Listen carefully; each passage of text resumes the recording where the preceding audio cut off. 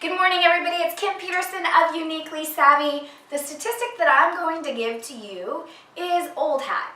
But for some of you, maybe you haven't heard of it, or maybe it's just going to be a refresher. Research indicates that 93% of a first impression when it comes to face-to-face interactions is based on your body language and your appearance. Did you know that only 7% of that first impression is based on the words that you speak and your tone of voice? 93% is based on your body language and your appearance. Now for some that might make you shriek because you're thinking, oh my gosh, I have nothing to wear. I have nothing to wear when I'm networking, or gosh, I have a brand new client that I want to impress and really have feeling welcome and invited in and confident with who I am as a professional, but I just don't feel confident in what I'm wearing. Well, I want to give you today some pointers as to how you can feel confident in your clothing and wardrobe selections so that you are authentically and again positively managing that first impression. Now remember, you are your brand, and your brand is all about your identity as well as your unique value of contribution as a professional, as well as the experience that you offer to those who are interacting with you. This happens through the way you speak, the way you act, the way you look, and the way you live your brand consistently out loud. So let's talk about this in terms of how you look.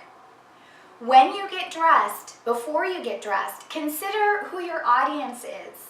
If you're networking, think about the people that will be there, the topic of the event. Think about what it is that you want them to know about you as a professional, because you want to make sure that the language of your look accurately communicates who you are to the outside world when perhaps there are no words to be spoken. So, who is your audience? What do you want them to know about you? Then I suggest shopping your closet to choose wardrobe pieces and accessories to help visually communicate who you are and your skills and your talents, perhaps your strengths, perhaps your personality, so that you can bring that all together. Now today I grabbed a few accessories to show you some examples. We'll start with you guys. So guys, say you are a modern classic, but you like the trend details. You might add little touches of pocket squares in your best colors that are fun and coordinating with the overall visual of your look.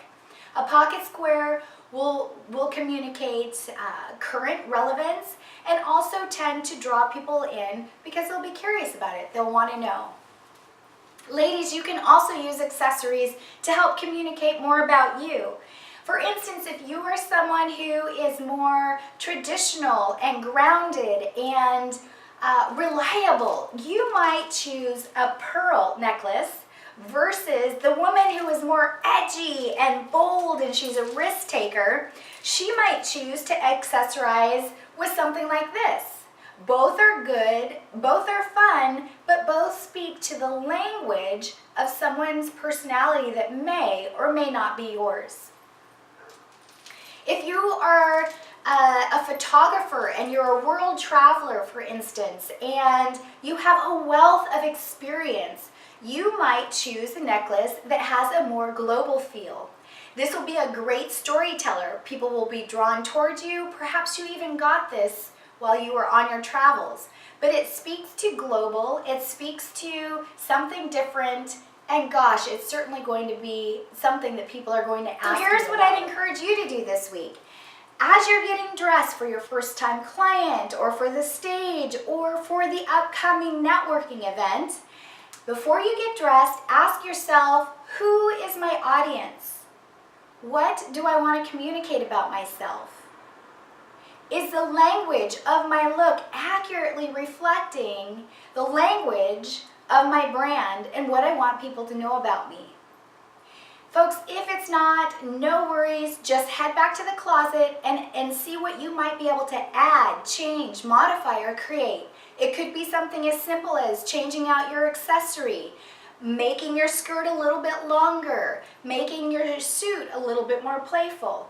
Who knows what that is for you, but I sure hope that these have been some good tips of value to help you on your journey. My name is Kim Peterson of Uniquely Savvy, championing your confident breakthroughs in personal brand, identity, and style from the inside out. Make it a great day.